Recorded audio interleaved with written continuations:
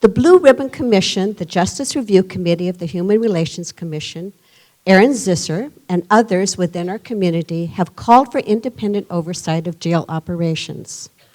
In addition, the importance and benefit of improving relations between the community and those responsible for its safety have prompted many, both locally and across the nation, to support and institute independent oversight of law enforcement operations. Supervisor Sabidian, in light of these realities, can you give a yes or no answer? And if not, give us a minute to expand. Will you support the establishment of independent oversight of jail operations and the sheriff's enforcement operations? Yes. Great.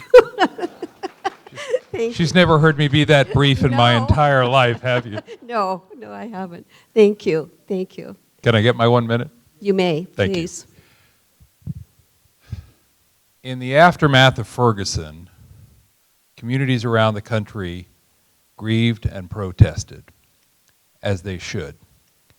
But in the aftermath of Ferguson, it was equally, if not more important, that we ask ourselves, how do we make sure that never happens in Santa Clara County? In my view, there were 3 critical steps: body-worn cameras, implicit bias training for our staff, and civilian oversight. In December of 2014, I proposed body-worn cameras, and we have moved towards acquiring those cameras. In 2015, I proposed implicit bias training, and we have had implicit bias training instituted both on the enforcement side and the correction side. The oversight issue should be resolved this year, and my hope and expectation is that we'll take action to make sure that the oversight is on both the custody side and the enforcement side, which was the recommendation of virtually everyone who participated in our recent panel of experts. Thank you. Will you support the establishment of independent oversight of the sheriff's enforcement operations? Yes. Thank you.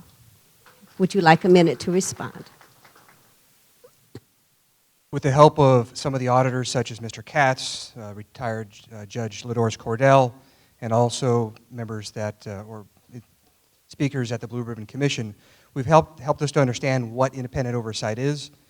The DSA supports a professional oversight, and let me clarify that there are actually 3 portions of the Sheriff's Office that need oversight, so that we can have transparency and people believe in the work that we do.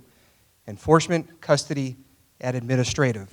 That's one of the keys to prevent the structural problems, both in racism and also in economics, that affect the people of this county and other people that we serve.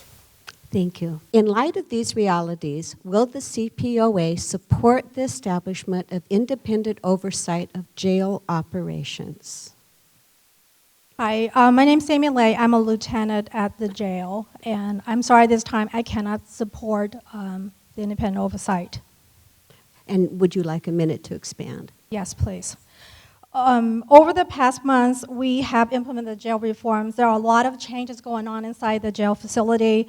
One prime example is that may have more daytime exercise room activities.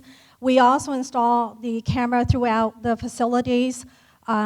As my associate also support the body-worn camera, we already approved the policy the department offered to us, and it's at the board supervisor. So I respectfully ask that we can move up that process, because the body-worn camera will provide us transparency. It will show us that how we do such a great job. Unfortunately, some of the incidents that happened last year, I've been in the facility for 26 years, and as you can see, I'm barely 5 feet tall. And we are professional people who work inside the facilities. We have single parents, and some of the officers are volunteers as a pastor on the weekends. They're also working as the coaches. And unfortunately, some of the stuff have not shared with the media. And I hope as a president of my CPO association, I'll work with the community so that way we can have the dialogue like tonight. I really appreciate and have an opportunity to be here and to work with everybody. Thank you very much.